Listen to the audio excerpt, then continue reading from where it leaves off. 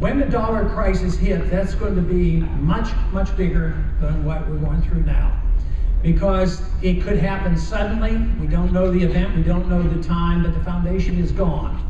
And it could be possible that one day we could wake up and there could be something happening in the Far East and gold would be up $100 or $200 and the dollar would be, they would be deserting the dollar, and then there might be a rush for the exit.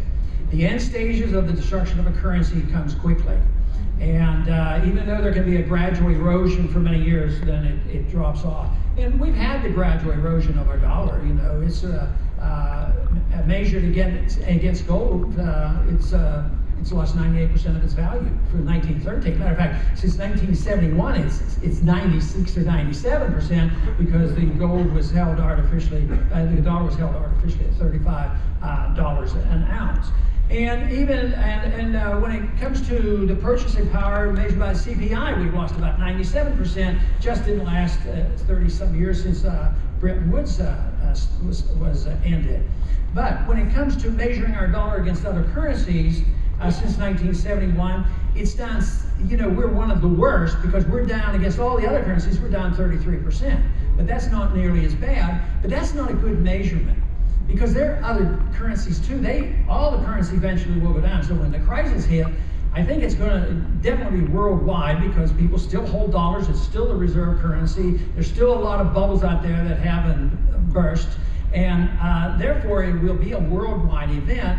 And nobody knows what will happen after that. What the consequence will determine where we are, where our ideas are. Are we in a place of influence? Do we have more teachers and more people in journalism and more people in organizations like this? That will be it, because we have to have enough. We have to have people in Washington. We have to have the American people outraged. That is good, but they have to know what they're going to replace the system with. And that is our job, to be very, very positive on what the answer is. Yes, we're against the Federal Reserve, we're against this foreign policy, we're against this and this, against deficits, but what are we going to do? Does that mean you always have to answer the question, oh, you're against this welfare spending. That means you hate poor people. You know, you have no compassion. Well, the truth of it is if you care about the average person, poor people and family, the only option is free market economics and private property.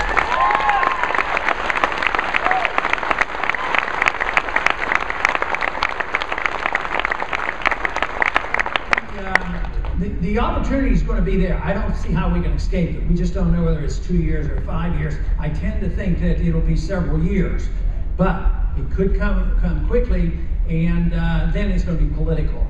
And what will we do as individuals? Well, many of us, I'm sure, in this room have already thought about trying to protect yourself and your family and surviving a tough time. But first you have the economic financial crisis, then you have a dollar crisis, and then you have the political crisis and the breakdown of law and order.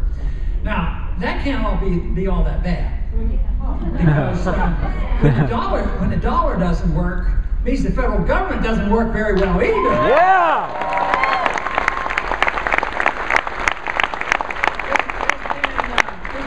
Talk about secession and nullification, but I'm not a radical, so I wouldn't talk about that.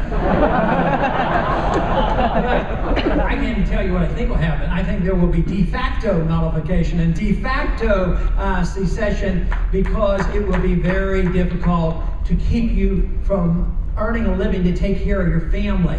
It will be very difficult for the government to come in when they don't have any funds. They'll have a lot of guns and they're going to try, but when the money doesn't work, one thing will happen is our empire will end. They'll have to bring our troops home. Yeah.